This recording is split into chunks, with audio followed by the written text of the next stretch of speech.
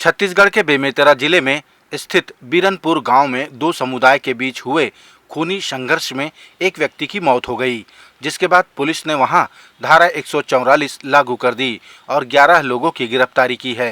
प्राप्त जानकारी के अनुसार गांव के ही दो बच्चों की लड़ाई के बाद हिंसा भड़की और उसने बलवे का रूप ले लिया।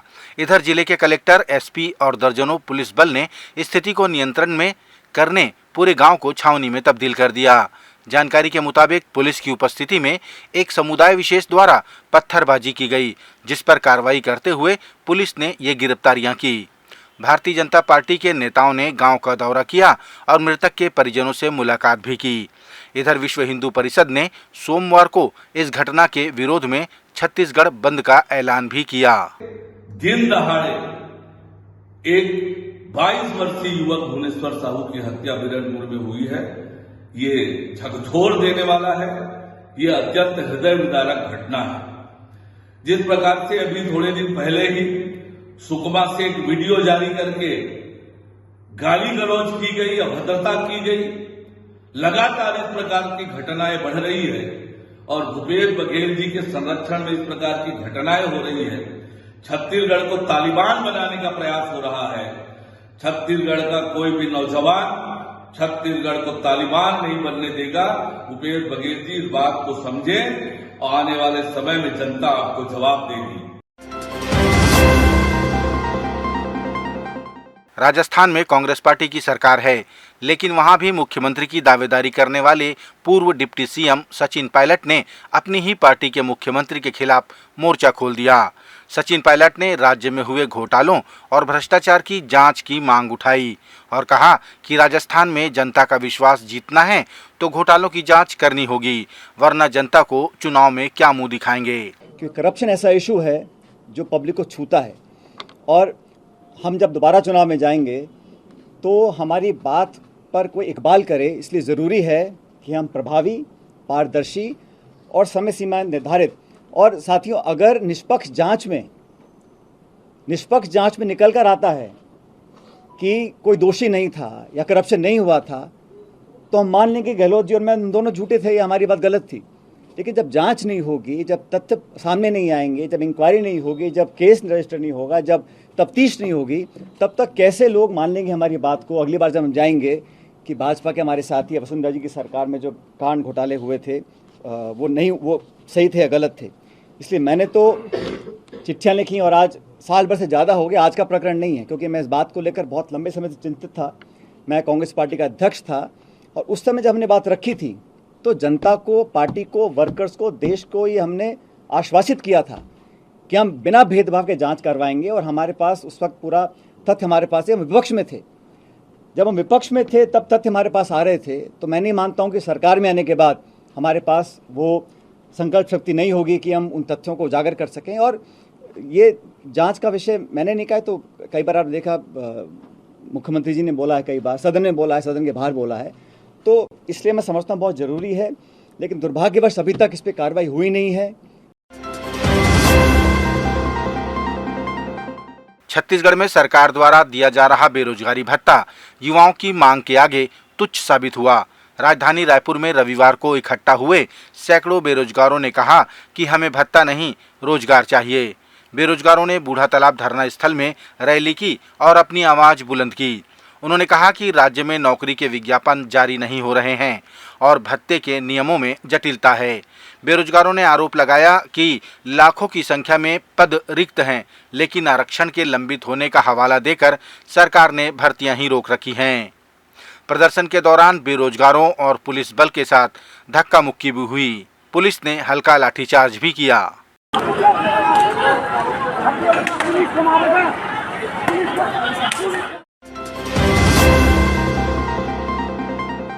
छत्तीसगढ़ के जशपुर जिले के बागीचा विकास खंड में कुछ दिनों पूर्व हुई पहाड़ी कोरवा परिवार के सभी सदस्यों द्वारा आत्महत्या की जांच के लिए गए भारतीय जनता पार्टी के दल ने वापस आने के बाद गंभीर आरोप लगाए। नेता प्रतिपक्ष नारायण चंदेल ने बताया कि जशपुर के जिस क्षेत्र की ये घटना है, वहां किसी का भी जॉब कार्ड नहीं बना। 2 महीनों से पीडीएस का राशन भी वितरित नहीं हुआ। साथ ही केंद्र सरकार की प्रति व्यक्ति 5 किलो चावल देने की योजना का भी अता पता नहीं है। मृतक परिवार है उनका जॉब कार्ड भी नहीं बना है। पिछले 2 माह से पूरे उस क्षेत्र में, उस गांव में राशन नहीं बटा है पीडीएस का। प्रधानमंत्री जो अन्न योजना है, जो 5 किलो चावल प्रति व्यक्ति को मिलना है, अनाज मिलना है, उसका आता पता नहीं है पूरे उस क्षेत्र में। हम लोगों ने गांव वालों से पूछा तो ये दुर्दशा है। जो विधानसभा में हम लोगों ने राशन घोटाला का मामला उठाया था वो यही था कि पूरा राशन लोग डकार गए हैं और उसके कारण ये सारी परिस्थिति बनी है। नेता प्रतिपक्ष नारायण चंदेल ने यह भी कहा कि घटना के बाद उस क्षेत्र में मुख्यमंत्री कार्यक्रम में गए थे, लेकिन दुर्भाग्य है कि आत्महत्या करने वालों के परिजनों से वे नहीं मिले और न ही संवेदना व्यक्त की। सबसे बड़ी बात तो यह है कि परसों मुख्यमंत्री जी गए और वहां जाने की फुर्सत नहीं मिली और एक शब्द उन्होंने संवेदना के उसी जसपुर में नहीं बोले। ज्यादातर अपराधों में मुख्य कारण कहीं न कहीं नशा होता है और नशे में अपराध किया जाना पाया जाता है। इसी नशे की कड़ी को तोड़ने और अपराधियों को नशे से निजात दिलाने बिलासपुर पुलिस ने निजात अभियान चलाया है। पिछले 2 महीने पहले ही जिले में शुरू किए गए इस अभियान को अच्छी सफलता मिली है। जिले के पुलिस अधीक्षक संतोष कुमार सिंह ने जानकारी दी कि 2 महीनों में 1303 लोगों को गिरफ्तार किया गया, जिसमें 228 को जेल भेजा गया है। उन्होंने बताया कि निजात अभियान के कारण आपराधिक मामलों में काफी कमी आई है। जिले में हम लोग निजात अभियान चला रहे हैं, जो एक अवैध नशा, ड्रग्स और नारकोटिक्स के खिलाफ कार्रवाई और जागरूकता अभियान है, जिसमें बड़ी संख्या में कार्रवाइयाँ की गई। आप देखें तो 1303 लोगों को इन सिर्फ 2 महीनों में जब से अभियान चलाया गया है उसमें गिरफ्तार किया गया है और लगभग 228 लोगों को जेल भी नॉन अवेलेबल सेक्शंस में भेजा गया।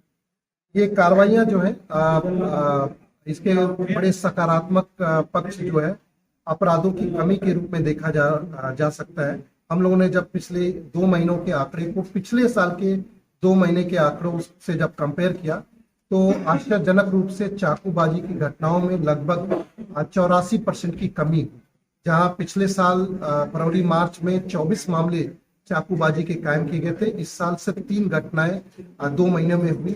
मारपीट के मामले में लगभग 11% की कमी थी। सड़क एक्सीडेंट के मामले में 4% की दुर्घटनाओं की में लगभग 4% की कमी है। ओवरऑल जो आईपीसी के अपराध जो होते हैं उसमें भी 6% की कमी है। दंतेवाड़ा जिले में सिंगल यूज्ड प्लास्टिक के उपयोग और घरेलू गैस सिलेंडरों के व्यावसायिक उपयोग पर कार्रवाई करते हुए पुलिस प्रशासन, जिला प्रशासन और नगर निगम की संयुक्त टीम ने तलाशी अभियान चलाया, जिसमें 123 किलो प्रतिबंधित प्लास्टिक जब्त किए गए। साथ ही 21,000 का जुर्माना भी लगाया गया। आज हमारी संयुक्त टीम के द्वारा नगरीय क्षेत्र के कई दुकानों में सिंगल यूज प्लास्टिक की कार्रवाई की गई, जिसमें 120 किलोग्राम हमने प्लास्टिक जब्त किया और 12,700 रुपये जुर्माना कार्रवाई की गई। और सड़क पर जो बाधा उत्पन्न कर रहे थे 2 दुकानों को हमने जुर्माना कार्रवाई किया गया, जिसमें इसी तरह होटलों में जांच के दौरान 29 नग घरेलू रसोई गैस सिलेंडर जब्त किए गए। इस तलाशी अभियान में एसडीओपी राहुल उइके, तहसीलदार यशोदा केरताप, नायब तहसीलदार पंकज बघेल, सीएमओ पवन मेरिया, थाना प्रभारी अमित पाटले समेत खाद्य विभाग के अधिकारी और कर्मचारी शामिल रहे।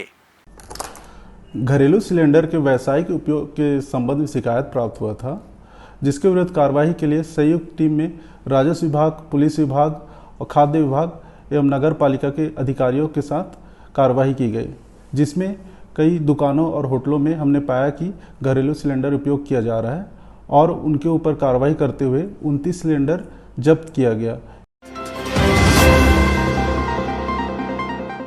छत्तीसगढ़ भारतीय जनता पार्टी ने अपने कोर ग्रुप की बैठक में 2 महीनों की कार्य योजना बनाई, जिसमें सभी नेता और कार्यकर्ता कार्य करेंगे।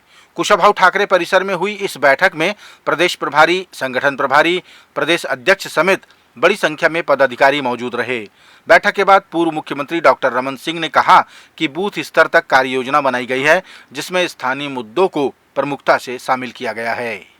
और कार्य योजना बना के सामाजिक सुरक्षा पखवाड़ा बनाने के साथ साथ आगामी कार्य योजना जो आगे विधानसभा की दृष्टि से हमको फोकस करना है विधानसभाओं में, और वहाँ जो स्थानीय मुद्दे हैं उन मुद्दों को लेकर अपनी भूमिका को सशक्त करना है। तो ये लगातार आने वाले समय में कार्य योजना बनी है और इसमें 2 महीने की कार्य योजना पर विचार हुआ है। छत्तीसगढ़ सफाई कर्मचारी कल्याण संघ ने अपने 13 और 14 अप्रैल के कार्यक्रम को लेकर एक बैठक की और रणनीति पर विचार विमर्श किया। 14 अप्रैल को अंबेडकर जयंती के अवसर पर पाटन में आम सभा की जाएगी, जिसमें प्रदेश भर के कर्मचारी शामिल होंगे। दोनों दिनों में ये सफाई कर्मचारी अपने वेतन को बढ़ाए जाने के लिए शासन का ध्यान आकर्षित करेंगे। दिनांक 13 अप्रैल 2023 के होने वाला मंत्रालय महानदी बैठक के संबंध में चर्चा किया गया और आने वाले समय में 14 अप्रैल को खास करके पाटन में जो बाबा साहेब अम्बेडकर का जन्म जयंती का कार्यक्रम है, वहां एक आम सभा करने की तैयारी को लेकर बैठक की गई है, जिसमें मुख्यमंत्री, मंत्री, विधायकों को बुलाने का कार्यक्रम जोर शोर से चल रहे हैं और हम सभी लोग आशा ही नहीं पूर्ण विश्वास कर रहे हैं कि माननीय मुख्यमंत्री को हम लोग आमंत्रण कार्ड देंगे और जनप्रतिनिधियों को। तो इस कार्यक्रम को सफल बनाने के लिए आज जोर शोर से बैठक रखा गया है, खास करके पाटन में अम्बेडकर जयंती की तैयारी को लेकर के।